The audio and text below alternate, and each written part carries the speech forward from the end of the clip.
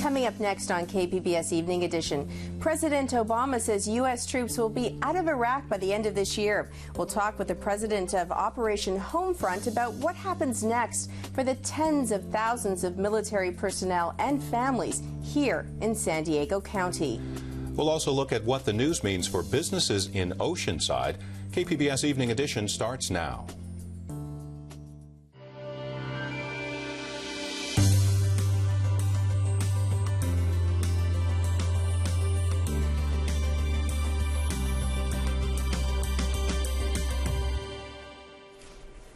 Today, I can say that our troops in Iraq will definitely be home for the holidays. President Barack Obama announces the end to the war in Iraq. Good evening. Thanks for joining us. I'm Dwayne Brown. And I'm Joanne Ferrian. There are more than 100,000 active duty personnel here in San Diego who will be touched by this announcement. For them and their families, the end of the war means the beginning of a long healing process. It may also mean the start of an economic recovery for some communities. Bringing the troops home for the holidays is welcome news for those we spoke with near Camp Pendleton in Oceanside. Some were a little skeptical about the president's announcement, but one business owner says it would certainly help the local economy. So, today, I can report that, as promised, the rest of our troops in Iraq will come home by the end of the year. After nearly 9 years, America's war in Iraq will be over. This area caters to the Marine Corps and has seen business drop significantly because of their absence. A disproportionate number of Marines from Camp Pendleton's 3-5 Regiment have given their lives in the wars in Iraq and Afghanistan. We got reaction today from people who live here about the president's announcement. This man says we should have been out of Iraq 5 or 6 years ago. You know, I support the troops and whatever they do because they're brave people. They go out there and do their job. And they don't expect too much in return except for the gratitude of the Americans. And I don't think it's going to be something that's ever going to end. I'm skeptical anything anybody says out of D.C. Because, if we say they'll be out of there by December 31st, there's always something that we didn't read into it. There's some small print somewhere in the line. And I just hope that I hope it's true. And this restaurant owner was also taken back by the president's announcement today. Wow. I got to see it to believe it. I've heard it before and nothing's happened. So hopefully this time we get our boys back before Christmas. That'd be great. That restaurant owner says bringing the troops home would be good for business in a community that relies heavily on servicing them. The family of a murdered girl has reached a multi-million-dollar settlement with the cities of Escondido and Oceanside. The family of Stephanie Crowe had filed suit because her brother was falsely accused of the murder and spent 7 months in jail. KPBS senior editor Mark Sauer covered the high-profile Stephanie Crowe murder case when he was a reporter at the San Diego Union-Tribune. So, Mark, remind us about what happened to this family. Well, Joanne, you can imagine that the worst thing that could happen to a family is to wake up one morning and find your daughter murdered on her bedroom floor. Well, that wasn't the worst thing that happened for the Crowe family of Escondido. What happened was that her brother was falsely accused of this murder, along with 2 friends, and spent 7 months in jail, and the publicity was horrendous. And these folks, the compounding of this tragedy is hard to imagine. So what was the settlement reached today? This was in federal court 13 years after the killing. $7.25 million the Crowe family got, on top of a earlier settlement with the Hauser family, one of the other boys, who got $4 million. So maybe justice, some measure, is served here today. Mark, the details of this settlement were not sealed. Now, that seems unusual. Well, Milt Silverman, the attorney for the Crowe family, insisted that the details be public, he told us today. And let's face it, at the time, there was tremendous publicity over these boys, their jailing, and their accusations in this case. So it's time to wrap this up and make it all public. And also public money, obviously, that the family's now being paid. That's right. The city of Escondido and Oceanside, which had a part in this, will be paying it with public money. KPBS senior news editor Mark Sauer. A lawyer who sued San Diego over its annual 4th of July fireworks display wants the city to pay him more than $756,000. Marco Gonzalez submitted a bill in Superior Court this week, claiming he spent hundreds of hours on the case and received hate mail. Gonzalez tried to force an environmental review of the La Jolla fireworks show, claiming the explosions dumped chemicals into the water. A judge allowed the show but ruled a review was needed. Gonzalez says his work was a substantial public benefit. The city plans to oppose his claim for a fee. Unemployment dropped half a percentage point here in San Diego County last month. It was 9.7% in September. The jobless rate has been declining over the past few months. The statewide unemployment rate is 11.9%, the second highest in the nation after Nevada. You may notice something else dropping ever so slightly, gas prices. The Auto Club says the cost at the pump fell 0.6 of a cent today after going up for the past 2 weeks. The average price for a gallon of regular in the county is now $3.88 a gallon. Just weeks after Governor Jerry Brown signed the California Dream Act, there's an effort to get it repealed. The new law allows illegal immigrants to receive state financial aid to attend California universities and community colleges. Today, opponents of the law were given the okay to start a petition drive for a repeal initiative. They call the Dream Act a slap in the face to every Californian who works hard and plays by the rules. The law allows financial aid for illegal immigrants only after legal residents have received aid. San Diego City school officials have been talking about plans to close or consolidate schools next fall to save about $5 million a year. Now, the district has released the complete list of schools that could be affected. KPBS education reporter Kyla Calver joins us from the News Center to tell us more. What have we learned about the closure proposals, Kyla? Well, district staff have been meeting since January to identify schools that could be closed next fall. The district's expecting to have to cut between about $60 and $100 million from its budget for next year, and closing schools is just one of the things they're considering. So they've been saying that they would have to close about 10 schools to reach that $5 million savings goal, and the list that they made available last night does include 10 school closures across the district, and it also includes consolidating schools on 3 campuses that currently operate at those sites separately. I spoke with the district's business manager earlier today, and he explained to me how they came up with these proposals. We look at enrollment. We look at capacity of the school, how many students are attending the school from the neighborhood boundary, how many are choosing to go somewhere else, how much does it cost to educate a child in that school, what is the academic performance of the school, and has that performance grown over time. Those are the kind of factors we're looking at. When a school meets a number of those, that school becomes a good candidate for closure. So, Kyla, are these the district's final recommendations? What happens next? No, the district will be gathering feedback from parents and community members for about another month, and then the final list of schools, which could change, will be presented to the board November 29th, and the board will vote on each recommendation in December. KPBS education reporter Kyla Calver. Researchers from the Scripps Institute of Oceanography have found some rare creatures at the bottom of the ocean.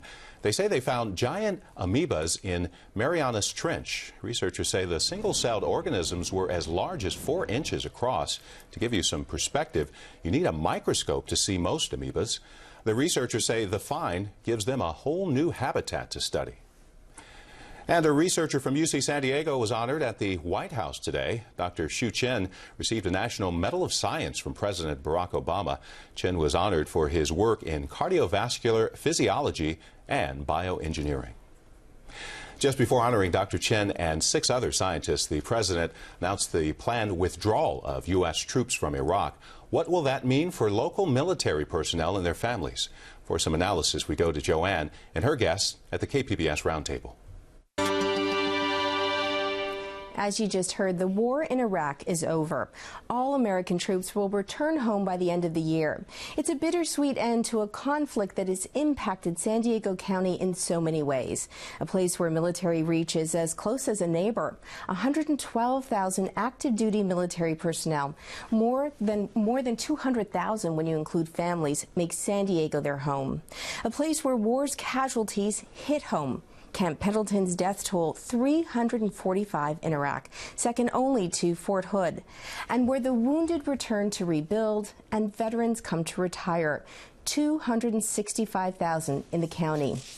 Joining me now to talk about today's historic announcement is retired military Colonel Jay Anderson of the U.S. Marine Corps and president of Operation Homefront in Southern California. Thank you so much, Colonel, for being here. Thank you, Joanne.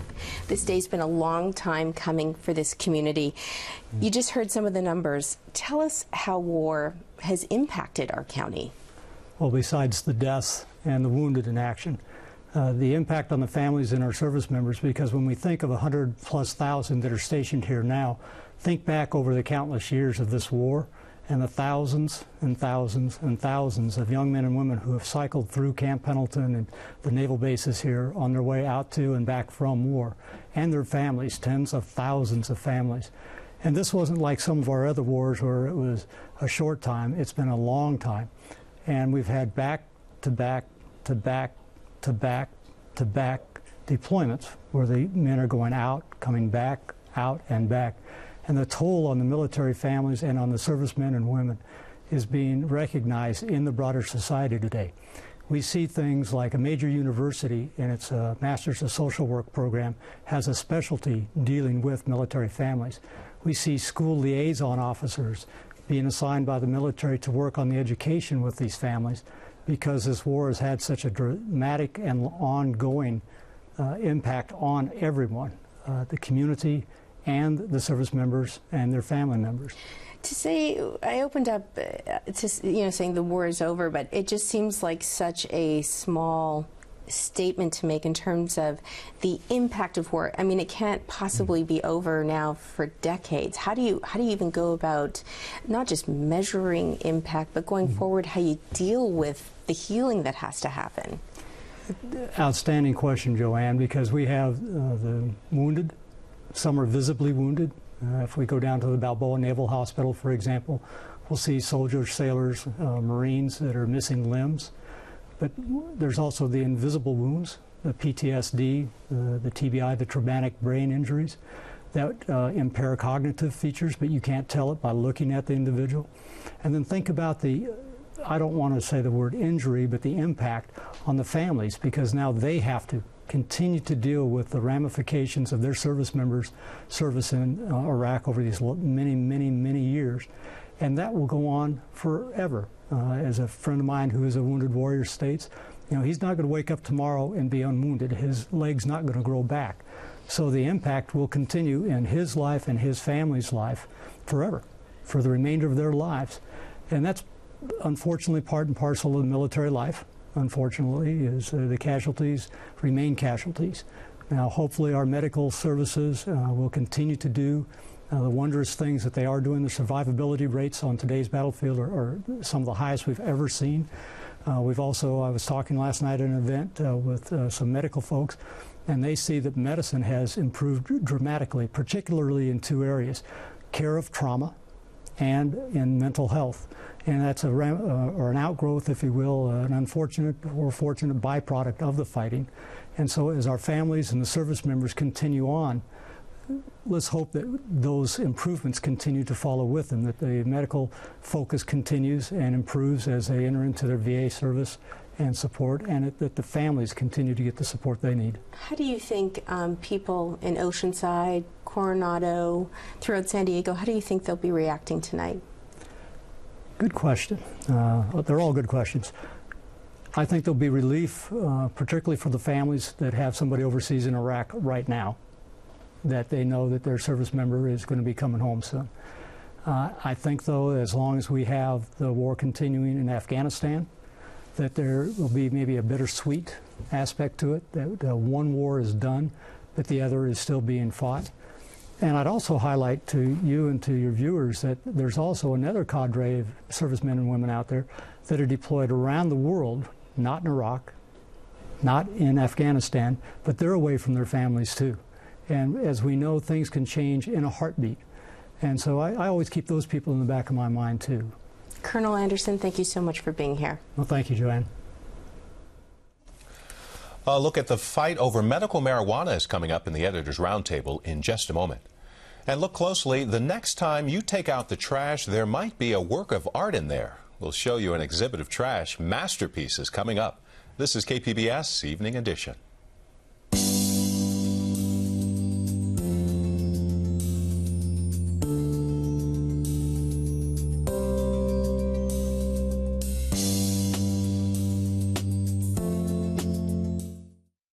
Tonight on KPBS. At 8, PBS's longest-running public affairs series, featuring Washington's top journalists analyzing the week's big news stories on Washington Week. Then at 8:30, broadcast media and the web unite for an innovative approach to news gathering and reporting on Need to Know.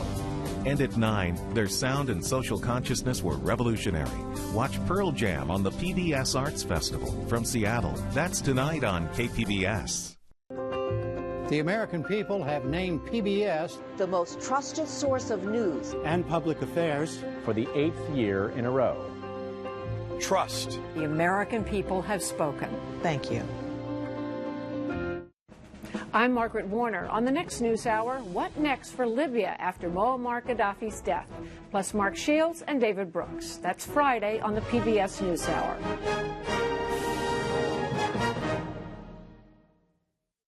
KPBS Evening Edition is made possible by Joan and Erwin Jacobs and by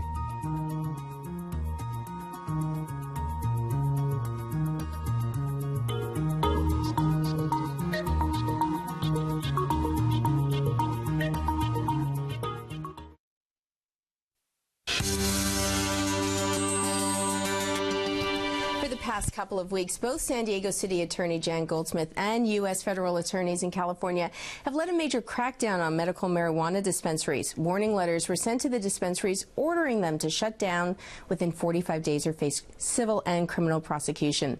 Joining me at the KPBS Evening Edition Roundtable are J.W. August, Managing Editor for 10 News, and Mark Sauer, KPBS Senior Editor. Thank you, gentlemen, for being here.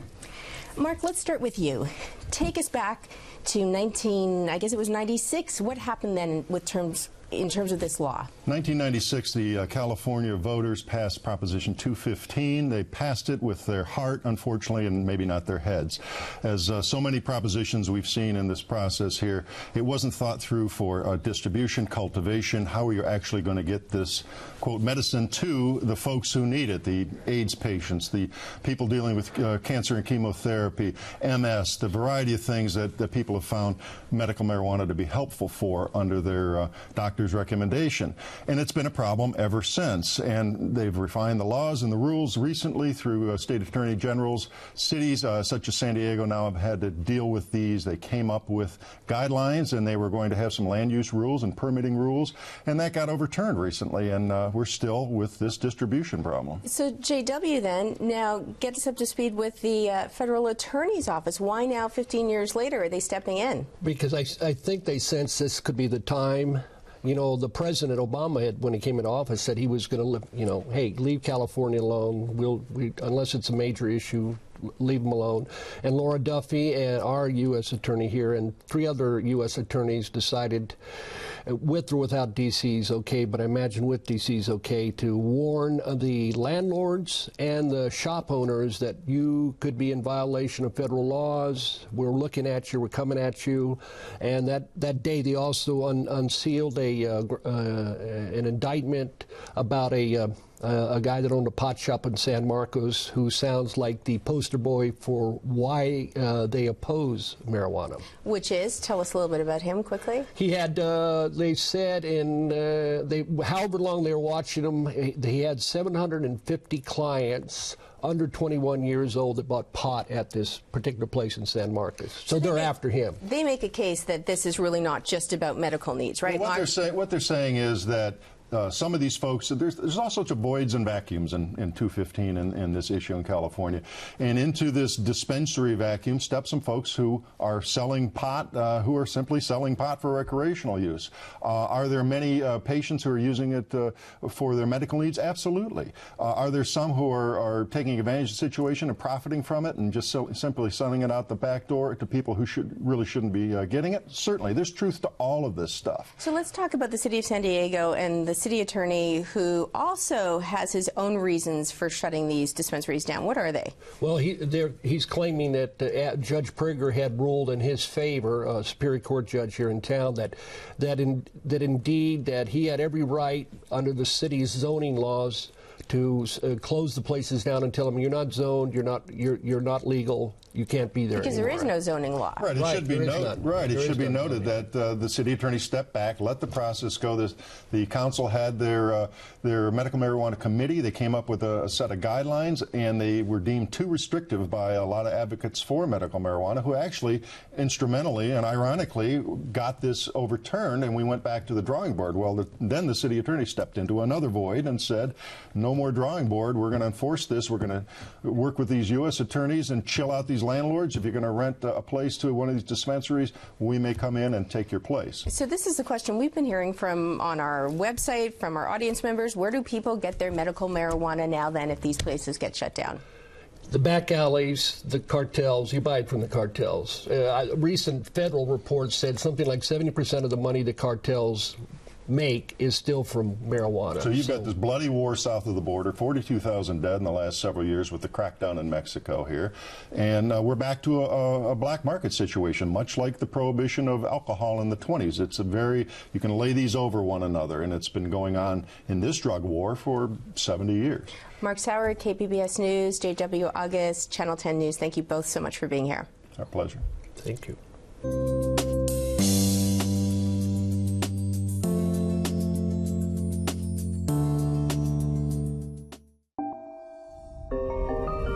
What is space made of? Is time travel possible? Do you exist in another universe? The questions are infinite. The answers start here. When physicist Brian Greene hosts Nova, the Fabric of the Cosmos. Premieres Wednesday, November 2nd at 9, only on PBS. Hi, I'm Elsa Sevilla. If you find yourself hearing about a great program on KPBS after it's already aired, we have a solution. Get notified about your favorite TV programs on KPBS before they air by subscribing to the TV Highlights email alert. This daily email will feature the best programs coming up right here on KPBS TV, so you can make a date to tune in or plan to record it. It's easy to register. Just go to kpbs.org/alerts.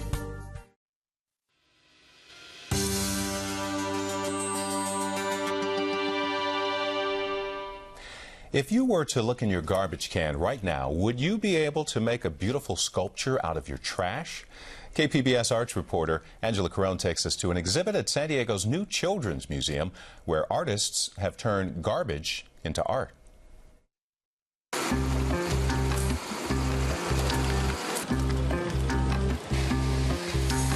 For most of us, this is just trash.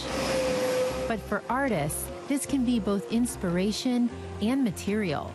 Caves can be made out of cardboard, plastic bags turn into jellyfish, and garbage bags can come to life. They're making the journey of what happens from the moment you put trash into your black or blue recycling can at home, and how does it end up at Miramar landfill. And I think there's something in that magic of the transformation of trash into something else that every kid connects to. Trash is the latest exhibit to go on view at the new Children's Museum in downtown San Diego. And our audience is not a sophisticated art audience. Ooh. They're 2, 3, 7 years old, and we know that for them, transformation gets their attention, that act of magic. We visited some of the artists as they were installing their pieces for trash. Jason Rognes makes large spaceship-looking sculptures out of the styrofoam inserts used to package electronic equipment. Like for me, like the simple manipulation of a material into something completely different, like something even otherworldly, is like one of the real kind of joys and fascinations that I have with working with the material. Inspired by the foam waves create when they crash to shore, Jessica McCamley created a piece out of white plastic bags. White plastic bags seem like the perfect solution. They allow light to pass through. They can be dense when they're built up. They can have this kind of translucence. You can have this very meditative moment with that, and then you have the reality of what that is and what's going to happen when that bag lands. McCamley hopes kids will lie down under her piece and unwind. Of course, with young ones, unwinding can be a challenge. Curator Rachel Teagle hopes trash helps educate kids and their families. We know that in the area of environmental sustainability, kids are already the leaders in their home, teaching their parents about why plastic grocery bags can really hurt sea life. We know that kids are already way ahead of us adults on issues of recycling. And what I really hope we can achieve is to empower kids to help change the behaviors at home. That's KPBS Arts reporter Angela Carone. Trash is currently on view at the New Children's Museum through 2013.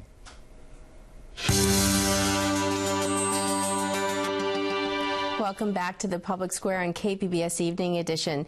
Tonight, we want to reach out to our military families. Today's announcement marks the beginning of an end to a long war in Iraq. We want to know whose return are you waiting for? Your husband, wife, son, or daughter? Maybe a brother. Send us a photo or tell us your story. We'd like to share your anticipation or whatever other feelings you might have about this long-awaited homecoming. You can send me an email, jfarian@kpbs.org, or there are other ways to reach us here at KPBS Evening Edition. Follow us on Twitter, like us on Facebook, and here's another email address, news@kpbs.org. And now Dwayne has a recap of tonight's top stories. President Obama says U.S. troops will be out of Iraq by the end of this year. He says they'll leave with their heads held high and proud of their success. About 150 to 200 troops will remain as part of embassy security. The cities of Escondido and Oceanside have reached a multi-million-dollar settlement with the family of a girl murdered in 1998. The brother of 12-year-old Stephanie Crowe was arrested in the case along with two of his friends, but later a transient was arrested and convicted. The Crowe family says neither police department admitted any wrongdoing. And today, the San Diego Unified School District released a list of 10 schools it wants to close next year to handle a budget gap. The district also plans to consolidate programs at 3 high school campuses. Of course, you can see a map of the affected schools on our website, kpbs.org. You can also watch and comment on any of the stories you saw tonight on the Evening Edition page, kpbs.org/Evening Edition. Thanks so much for joining us. Have a great weekend. We leave you with a look at the forecast.